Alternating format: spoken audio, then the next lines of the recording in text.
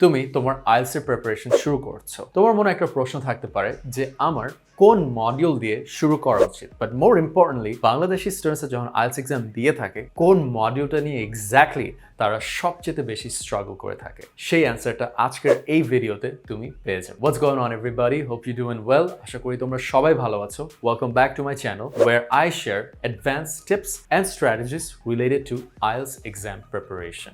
Also তোমরা যারা একদম বেসিক থেকে শুরু করছো তোমাদের প্রিপারেশনটা, trust me, you'll find a lot of useful things on my channel. So make sure to subscribe and stay tuned for future videos. Also তোমরা হয়তো IELTS ট্রেনিং নেওয়ার জন্য স্পেসিফিক ইনস্ট্রাক্টরস খুঁজছো যেখানে তোমরা একদম ফুল সাপোর্ট পাবে from basic all the way to advanced IELTS.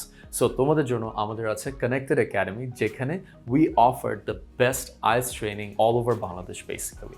Y? Because 5টা কারণে। আমাদের কখনো ক্লাসরুমে 10 জনের বেশি স্টুডেন্টস থাকে না। আমাদের এক কোর্সের আন্ডারে তুমি 3 জন ইনস্ট্রাক্টর পাচ্ছ। 3 নম্বর, আমাদের ক্লাসেস হচ্ছে হাইব্রিড, তুমি বাংলাদেশের যে কোনো প্রান্ত থেকে ক্লাস করতে পারবে। 4th, আমরা আনলিমিটেড মক এক্সাম দিয়ে থাকি স্টুডেন্টসের জন্য। অ্যান্ড নাম্বার 5, আমাদের সব স্টুডেন্টসরা তাদের ডিজায়ার্ড স্কোর পেয়ে থাকে তাদের আইএলটিএস এক্সামে। সো তোমরা যদি আমাদের আইএলটিএস কোর্স সম্পর্কে আরও বেশি জানতে চাও, make sure to sign up through the link in the comments.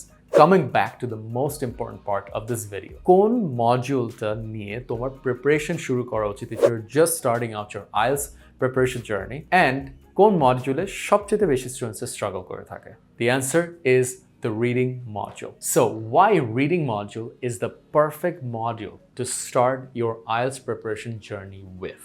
Because literally reading মডিউলের পুরো সেটআপটাই তোমার জন্য করা থাকে। তোমাকে না কোনো কিছু নিয়ে চিন্তা করতে হচ্ছে, না কোনো কিছু নিয়ে এক্সট্রা হার্ড ওয়ার্ক করতে হচ্ছে। কেন? বিকজ ইংলিশে তোমাকে দুটো স্কিল মাস্টার করতে হবে, একটা হচ্ছে প্রোডাক্টিভ স্কিলস আর একটা হচ্ছে রিসেপটিভ স্কিলস। যখন তুমি রিড করছো তোমাকে কিন্তু ইনফরমেশন প্রডিউস করতে হচ্ছে না, কোনো কিছু ক্রিয়েট করতে হচ্ছে না, তুমি জাস্ট রিসিভ করছো। That's why it's a receptive skill. তো দেখা যাচ্ছে যখন তুমি একটা প্যাসেজ রিড করছো বা কোনো কিছু রিড করছো, তোমার জন্য ইনফরমেশনটা স্ট্রাকচার থাকে। তাতে দেখা যাচ্ছে তুমি একটা সেন্টেন্স কীভাবে স্ট্রাকচার দাঁড় করায় সেটা বুঝে যাচ্ছ অটো, কীভাবে ভোক্যাবুলারি, অ্যাডভান্স ভোক্যাবুলারি যদি থেকে থাকে সেটাও তুমি বুঝে যাচ্ছ। একটা প্যারাগ্রাফ কীভাবে তারা তাদের আইডিয়াটা প্রেজেন্ট করে in a logical way, in a cohesive way, সেটাও তুমি জেনে যাচ্ছ। প্লাস তোমার যখন রিডিং মডিউলে তুমি প্র্যাকটিস করবে, তোমার টাইম ম্যানেজমেন্ট স্কিলটা ইম্প্রুভ হয়ে যাবে, তোমার কম্প্রিহেনশন স্কিলটা ইম্প্রুভ হয়ে যাবে। দেখো, তুমি যখন কম্প্রিহেনশন দিয়ে শুরু করবা, কোনো কিছু আগে বুঝতে যাবা, তোমার জন্য কিন্তু বাকি সব কিছু ইজি হয়ে যাবে। বুঝে যদি তুমি কোনো কিছু করো যে আচ্ছা রিডিং আমি জিনিসটা বুঝছি, তারপর তুমি সেটা নিয়ে কথা বলতে পারো, সেটা নিয়ে শুনতেও পারো, রাইট? তোমার লিসনিং স্কিলস অ্যাডাপ্ট হয়ে যাচ্ছে, স্পিকিং স্কিলস অ্যাডাপ্ট হয়ে যাচ্ছে, এবং রাইটিং স্কিলস অ্যাডাপ্ট হয়ে যাচ্ছে। রাইটিং কীভাবে? মাঝে মধ্যে রিডিং প্যাসেজে তোমার কমপ্লেক্স আর্গুমেন্টস থেকে থাকে, সো সেটা দেখা যাচ্ছে তোমার রাইটিং মডিউলে বা স্পিকিং মডিউলে কিন্তু কাজে এসে থাকে।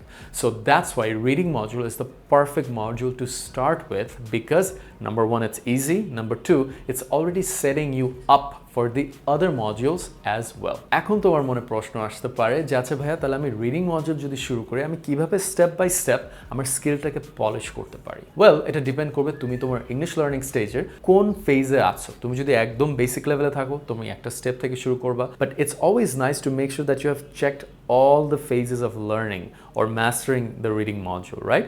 Then you will be able to actually score a higher point in your IELTS exam. তাহলে তোমার স্টার্টিং পয়েন্ট কোথায় হবে? কম্প্রিহেনশন।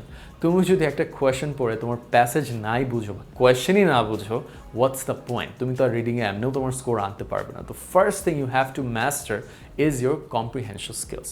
যে পড়ে বুঝতে হবে কোয়েশ্চেন কী চাচ্ছে, প্যাসেজ কি বলতে চাচ্ছে, তখনই না তোমার ঠিক অ্যান্সার দেওয়ার ক্যাপেবিলিটিটা আদৌ গ্রো হবে। সেকেন্ড হচ্ছে তোমার রিডিং স্পিডটা বাড়ানো, because it's all about time management. দেখো, তোমার যে আইএলটিএস এর এক্সামটা হচ্ছে রিডিং মডিউলের, তোমাকে একটা স্পেসিফিক টাইম দেওয়া হচ্ছে। সো তুমি আগের যে কম্প্রিহেনশন স্কিলটা ডেভেলপ করেছো ওইটাকে এখন আরও ফাস্টার করতে হবে, তোমার রিডিং স্পিডটা বাড়াতে হবে। দেখো, আমরা কিন্তু এখন আস্তে আস্তে অ্যাডভান্সডের দিকে যাচ্ছি। আগে কম্প্রিহেনশন শিখলাম, এখন আমি রিডিং স্পিডটাকে বাড়াচ্ছি। থার্ড যে জিনিসটা তোমার করতে হবে সেটা হচ্ছে কনটেক্সচুয়াল আন্ডারস্ট্যান্ডিং। দেখা যাচ্ছে অনেক সময় তোমার রিডিং প্যাসেজে হার্ড কিছু ওয়ার্ড চলে আসতে পারে, বাট যারা অ্যামেচার এবং বিগিনার তারা সেটাতে ঘাবড়ে যায়।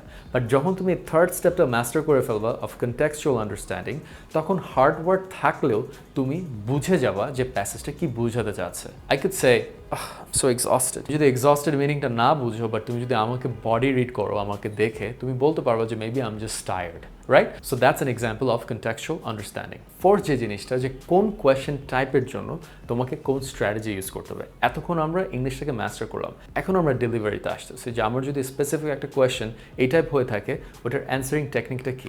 অনেক সময় স্টুডেন্টসরা কী করে, তারা আগের 3টা স্টেপকে জাম্প করে ডিরেক্ট ইউটিউবে এসে এই ফোর্থ স্টেপটাকে খুঁজতে থাকে। তাতে দেখা যাচ্ছে যার কম্প্রিহেনসিভ স্কিলস নাই, সে তো এইসব অ্যান্সারিং টেকনিক দিয়ে আদৌ তার অ্যান্সার বানাতে পারবে না, তার কোনো কাজেই আসবে না। সো তুমি এই জায়গাটাতে ফোকাস করবে যে কোয়েশ্চেন অনুযায়ী অ্যান্সারিং টেকনিকটা কি, বাট তোমার এই গ্র্যাজুয়াল ডেভেলপমেন্টটা থাকতে হবে। Don't just skip the steps and jump to the fourth one. So the ultimate hack you might ask, যে ভাইয়া আমার রিডিং স্কিলটা আমি কিভাবে আদৌ ইম্প্রুভ করতে পারি। Well, first of all, don't make it a task, make it a lifestyle to read anything in English, think about anything in English, right? Talk to your self in English. এই জিনিসটা আসলে সবচেয়ে বেশি তোমাকে improve করে দেবে তোমার ইংলিশে। মেবি তুমি ফ্রেন্ডসদেরকে টেক্সট করো, text them in English. Maybe you watch movie. Maybe you watch TV shows. Watch English TV shows. Watch English movies. Watch English talk shows. আমার যদি ইংলিশ ভালো হয়ে থাকে, এটা একমাত্র because I use to watch a lot of English celebrity talk shows, because that's something that I enjoy. অনেক স্টুডেন্টসরা কি করে, আগেই বই কিনে ফেলে, বোরিং বই পড়তে যায়, বিবিসি নিউজ দেখে। This are all dumb ways to improve your English. This will never work out for you. তুমি বাংলা যেভাবে শিখেছো naturally, try to learn English naturally as well. So that's basically it for today. আশা করি ভিডিওটা দেখে তোমার ভালো লেগেছে। Hope you learn something new at least. So যদি আরও এরকম ভিডিওস দেখতে চাও, make sure to like my page or subscribe to my channel, or if you want to join our IELTS courses, যেখানে we have basic IELTS courses, advanced IELTS courses, and we built the ultimate roadmap for you, যেখানে তুমি একদম beginner level English থেকে ultimately advanced level English এ চলে যেতে পারবে, so you can achieve your desired score in English. If you want to learn more about our courses, make sure to sign up through the link in the comments, and I hope to see you join Connected Academy soon. Take care.